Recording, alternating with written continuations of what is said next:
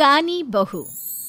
किशोरी लाल जी के बेटे राघव की शादी की बात जगह जगह चल रही थी, लेकिन किशोरी लाल जी को कोई लड़की पसंद ही नहीं आती थी। और उसकी एक ही वजह थी, किशोरी लाल जी का लालची होना। उनको लड़की वालों से मोटा दहेज चाहिए था और इसी चक्कर में एक दिन वो एक बहुत पैसे वाले के घर अपने बेटे का रिश्ता लेकर पहुंचे। उस आदमी का नाम था ओम प्रकाश। देखिए किशोरी लाल जी, मेरी एक ही बेटी है और मेरी सारी संपत्ति जायदाद सब कुछ मेरी बेटी नैना का ही है। पापा, नाम से लगता है बहुत खूबसूरत होगी। कितना अच्छा नाम है ना, नैना। ओ, वैसे बात तो सही है आपकी। अब इतना पैसा है, जमीन जायदाद है, इकलौती बेटी, आप भी क्या करेंगे? सब कुछ उसे ही देंगे ना। बिल्कुल ठीक पहचाना आपने। बस बेटी की शादी और सारी जायदाद उसके नाम। पापा, बिना देखे हाँ कर दीजिए ना। इतना अच्छा रिश्ता फिर कहाँ मिलेगा? माला माल हो जाएंगे हम। मैं अपनी बेटी को बुलाता हूँ। अरे नहीं नहीं नहीं नहीं, आपकी बेटी का नाम नैना है, सुनकर ही लगता है बहुत सुंदर होगी। रहने दीजिए अंकल, मैं तो आपकी बेटी के नाम से ही इतना खुश हो गया हूँ कि उसे बिना देखे शादी करने को तैयार हूँ। अब तो मैं उसका चेहरा सीधे शादी के बाद ही देखूंगा। और इस तरह राघव नैना का चेहरा नहीं देखता और उससे शादी कर लेता है।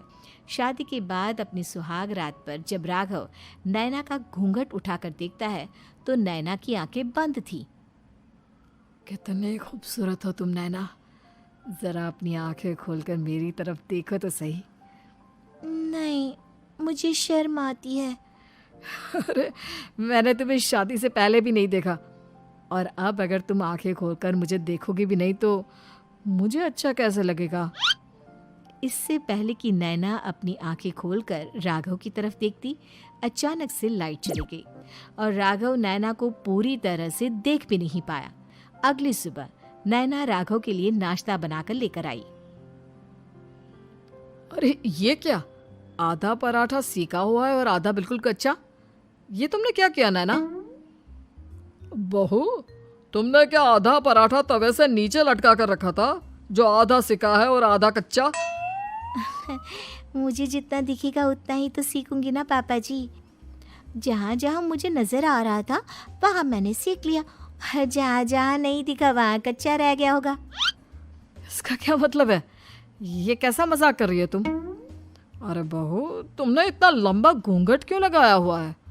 देखो, हमारे घर में बहुओं को बेटी की तरह रखा जाता है, और फिर तुम तो इतना सारा माल लेकर आई हो। देखो, ये घूंघट डालकर रखने की कोई ज़रूरत नहीं है।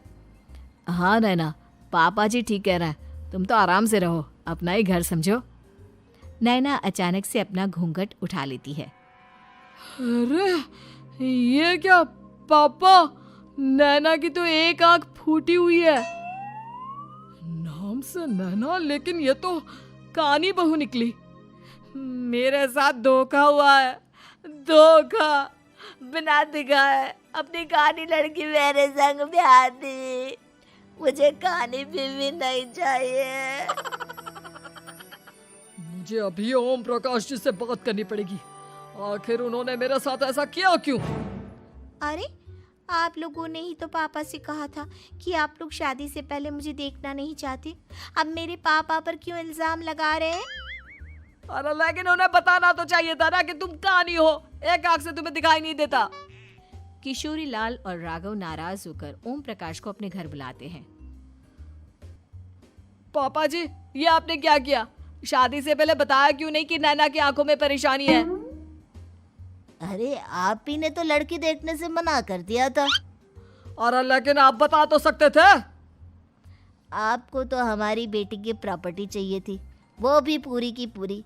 अब क्या हुआ अगर उसे आधा दिखाई देता है? प्रॉपर्टी तो आपको पूरी मिल गई ना। अरे ये क्या बात हुई? मेरी शादी प्रॉपर्टी से नहीं, आपकी बेटी से हुई है।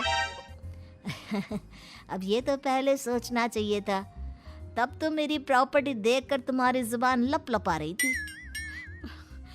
लेकिन मैं कानी लड़की को अपनी बीवी बनाकर नहीं रख सकता। पापा, कुछ करिए ना आप। हाँ, करता हूँ। देखिए ओम प्रकाश जी, आप हमारे साथ ऐसा नहीं कर सकते। और तुम देखो, अगर तुमने मेरी बेटी से शादी तोड़ी ना, तो जो भी प्रॉपर्टी मैंने तुम्हें दी है वो तो पूरी की पूरी वापस ले ही लूँगा, और आधी प्रॉपर्टी तुम्हारी भी लूँगा। अरे मेरी आधी प्रॉपर्टी भला क्यों लेंगे आप? इसलिए क्योंकि मेरी बेटी को आधा नज़र आता है और उसकी नज़र अभी तक तुम्हारी आधी जायदाद पर ही पड़ी है। अब तुम उसे घर से निकालोगे तो कुछ तो लेकर जाएगी ना। और अगर हम आपकी बेटी को अपने घर की बहू बना कर रखे तो? तो तुम्हारी पूरी प्रॉपर्टी तुम्हारी ही रहेगी, और जो मैंने तुम्हें दिया है ना, उसमें से बस मैं आधा लेकर जाऊंगा। अरे लेकिन अब आप अपनी दी हुई प्रॉपर्टी में से आधी वापस क्यों लेकर जाएंगे? अगर मैं आपकी बेटी को अपनी पत्नी बनाकर रखने को तैयार हूं तो? इसलिए ताकि भविष्य में अगर तुम मेरी बेटी को धोखा दो तो उसके पास कुछ तो रहे जो पति का हो। वैसे मेरे पास तो बहुत कुछ है, लेकिन अपने पति की कोई निशानी तो उसके पास होनी चाहिए ना। अब अगर तुमने मेरी बेटी को कानी कहा तो तुम्हें प्रॉपर्टी भी कानी ही मिलेगी, पूरी नहीं। जमाए राजा। किशोरी लाल और राघव समझ चुके थे कि वो बुरी तरह फंस चुके हैं और अब उनके पास वहां से निकलने का कोई चारा नहीं है। अब समझ में आया ना, लालच बुरी बला होती है। एक तो तुम्हें प्रॉपर्टी मिली, ऊपर से बीवी मिली, उसमें तुम्हें नखरे भी दिखाने हैं। आए बड़े, चुपचाप बैठो दोनों। कुछ दिनों के बाद नैना राघव की कार लेकर बाजार घूमने निकलती है और जब कार लेकर वापस आती है, ये क्या? एक तरफ से मेरी गाड़ी पूरी खराब हो चुकी है। लगता है तुमने मेरी गाड़ी को किसी दूसरी गाड़ी के साथ एक्सीडेंट किया है। अरे अरे कितना बड़ा नुकसान कर दिया तुमने बहू। वो क्या है ना पापा जी, मुझे एक आंख से दिखाई नहीं दे रहा था, सामने से गाड़ी आ रही थी। मुझे तो सिर्फ आधा ही दिखाई दिया और वो गाड़ी मेरी कार से रगड़ते हुए निकल गई। अब मैं क्या करूं बताओ? आप इसे ठीक कराने के पैसे कौन देगा? तुम्हारे पापा। तुमने मुझसे इस तरह से बात की? अभी रुको। नैना राघव की शिकायत ओम प्रकाश को कर देती है। देखो राघव, अब जो मेरी आधी प्रॉपर्टी तुम्हारे पास थी ना, उसमें से आधी और मैं लेकर जाऊंगा, क्योंकि तुमने मेरी बेटी को डांटा। अरे नहीं नहीं पापा जी, गलती हो गई, माफ कर दो। गलती की तो कोई गुंजाइश ही नहीं। अगली बार मेरी बेटी को डांटा तो बची हुई आधी में से आधी और ले जाऊंगा। लालच के चक्कर में हम दोनों ने बहुत बड़ी गलती कर दी बेटा। एक तो तुम्हें कानी बहू मिली और ऊपर से जो माल मिला वो भी काना। इस तरह राघव की हर एक गलती पर ओम प्रकाश उसकी प्रॉपर्टी का आधा आधा हिस्सा लेकर अपना सारा माल वापस ले गया और राघव को कानी बीवी से काम चलाना पड़ा। भाई लालच वाकई में बुरी बला है।